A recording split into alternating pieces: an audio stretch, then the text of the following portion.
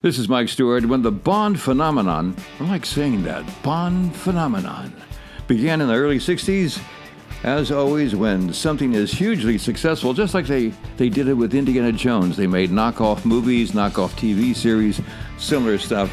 So it was back in the early 60s with the Bond franchise. European productions with a very low budget. Elke Summers starred in Deadlier Than the Male. Absolutely ludicrous, but I think that film was mostly for the eye candy, huh? At your service, two friendly operators, barely disguising their intention.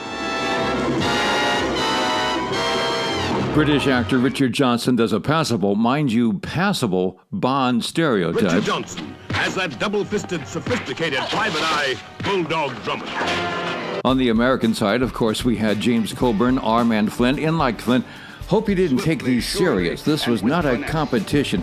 These were played as comedies, strictly comedy. And more so with Dean Martin, Matt Helm. Who would believe this stuff? This was here to sit down in a film for 2 hours and just laugh. And that's why they made so many. Or do I look like an enemy agent?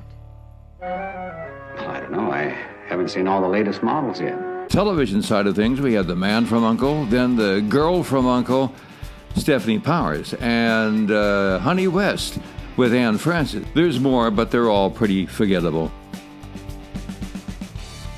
Looking for a little more serious spy drama, I can recommend Danger Man. What's that? That's a great little series starring the fantastic Patrick McGoohan, the same man who gave us The Prisoner. Classic. Now, somebody's going to say, what about The Avengers? Super British TV series, but over-the-top entertainment the way it was meant to be done. McGoohan's Danger Man was more plausible spy stuff. They had their babes, but sparingly. At this moment, you're thinking many things. It's true enough. Milligan, put that on my bill.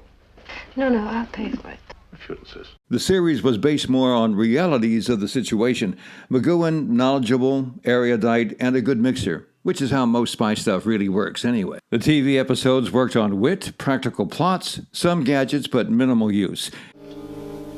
Continuing report on disappearance of Hagen. My informant tells me that loss of contact could be final. It is reported that Hagen died at the Brjanska Clinic, Einbeck, Switzerland, 3 months ago. At present, I am in Zurich checking on his bank accounts. It was more about cunning international crime and getting to the culprit.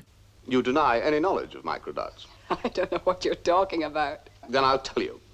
One of these pages can be photographed by a 35mm camera and the negative reduced in size through a series of lenses until it is no bigger than a full stop.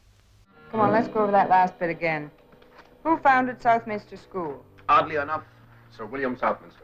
Date? 1462. Another kick I get from watching old films, you spot where actors got started. Recognize the young woman? It's Lois Maxwell, the original Miss Moneypenny. Danger Man, early McGoohan, always good. A modest but terrific British TV series. Try to pick up a copy online, internet, a good copy, not scratchy, not faded, or maybe a cheap box set somewhere. I think you'll really enjoy it. This is Mike Stewart.